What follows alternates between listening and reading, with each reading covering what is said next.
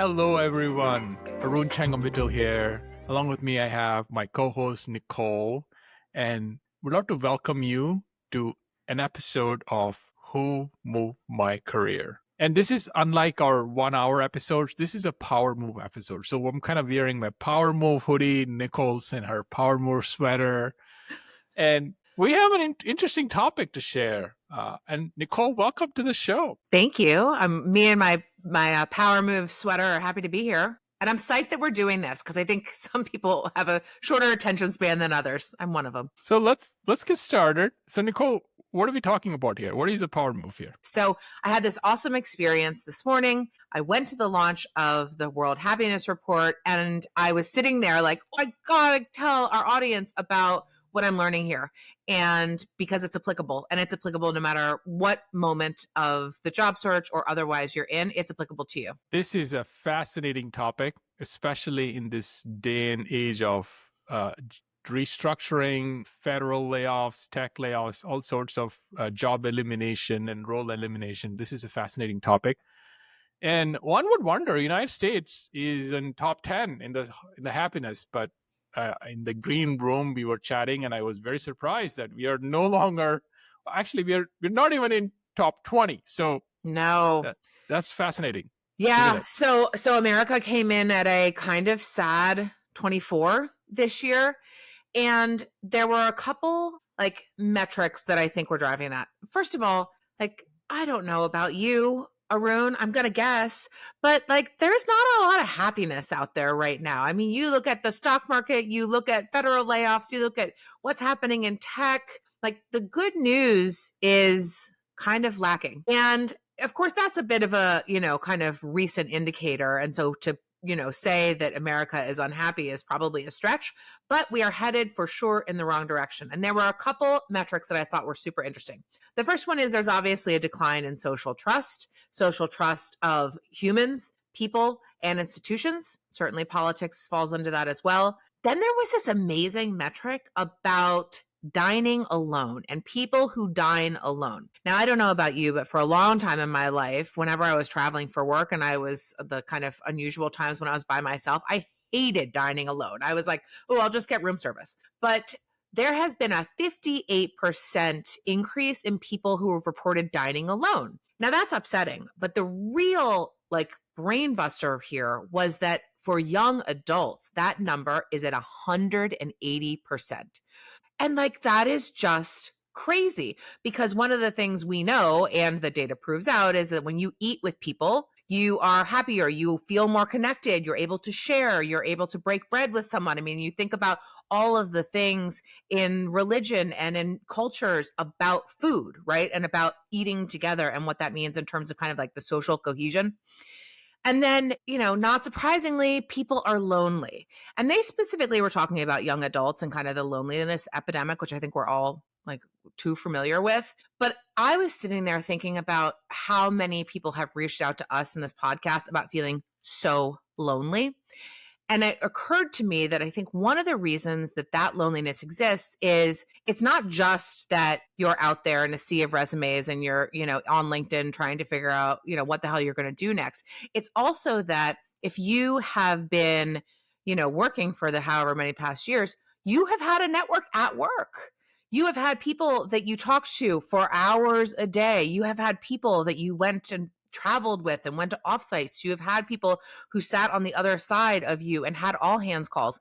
And these people you thought were part of your friend network, or even if they weren't in your friend network, they were part of your people. And then all of a sudden you're out of the company and now no one's calling. There are no Slacks. There are no, all hands calls. And now all of a sudden what felt like a really full day of human connectivity and interactivity is just barren. And so I think it's adding it's just adding injury to insult in some ways, right? Because now all of a sudden you're already feeling bad, but now the people that you surrounded yourself with that you thought were your friends at work, all of a sudden kind of can't be found. And that is just adding to this general sense of loneliness that's happening around us right now and showing up in the data. So what you are talking and what we are into is a sort of a physical loss. Yeah.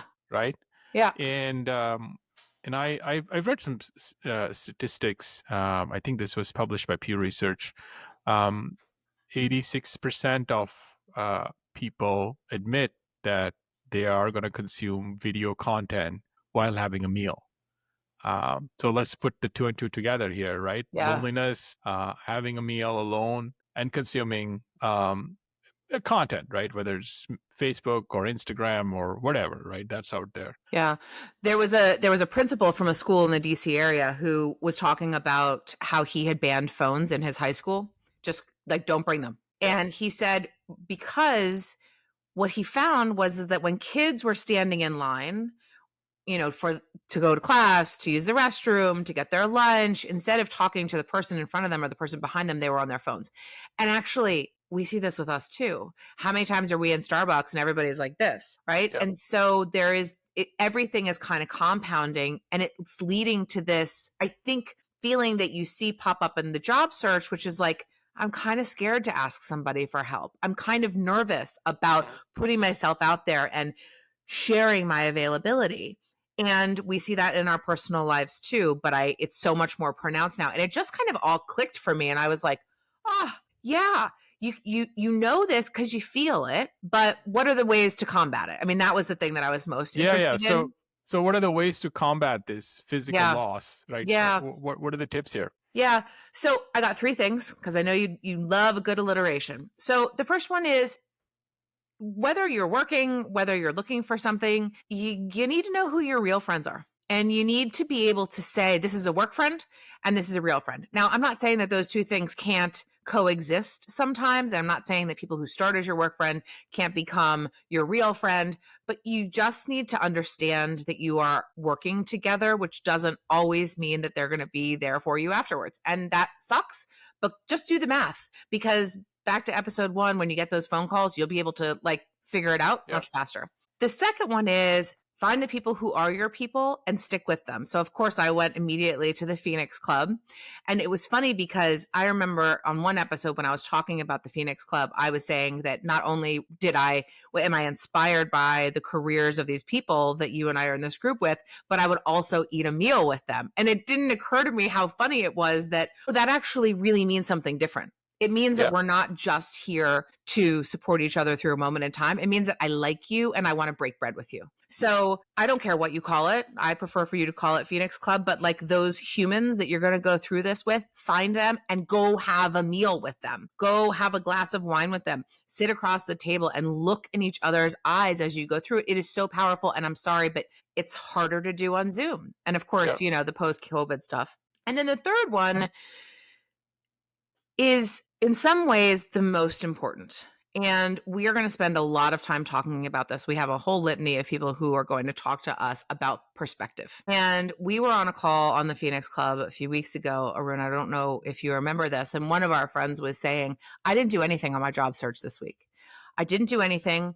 And I didn't do anything because I was with my best friend who was in an accident and was so injured that he's learning how to speak again. And to me, that was the only thing that mattered. And I think sometimes it can feel so like an elephant on your chest, I have the pressure and the rejection and the feeling of having to be out there. And it feels terrible, but sometimes you need some perspective that you have so many great things happening for you. You still have people who love you. You still have people who support you. And generally speaking, the other good news is one of the things the data found was people, while they don't assume people will come up to them and offer help, people are really willing to help people in a way in which I don't think we always think about. So have perspective. Remember that this is but a temporary moment in your life. And remember that there are all sorts of hurting people out there. And the best thing you can do is wrap your arms around them too. And that will make you feel better inherently. It's actually, in your brain. But I just thought it was such an important topic. And, I know that if you're spending your day on LinkedIn right now, you are in an unhappy state. And I think it's our job on this podcast to try and remind you of the great things that are happening and some tools to deal with it. Also, you're apparently not alone. Since America is, just ticking down the list. But we do have a collective response to try and change that trajectory. So I was just I got to share this with everybody. This is fabulous. Thank you, Nicole. We want to thank our audience for tuning into this incredible podcast and also giving us your comments. I mean, we The have so comments many have been comments, so great. many feedback. So thank you, audience. With that, we're going to conclude this and we'll see you all soon. Bye. I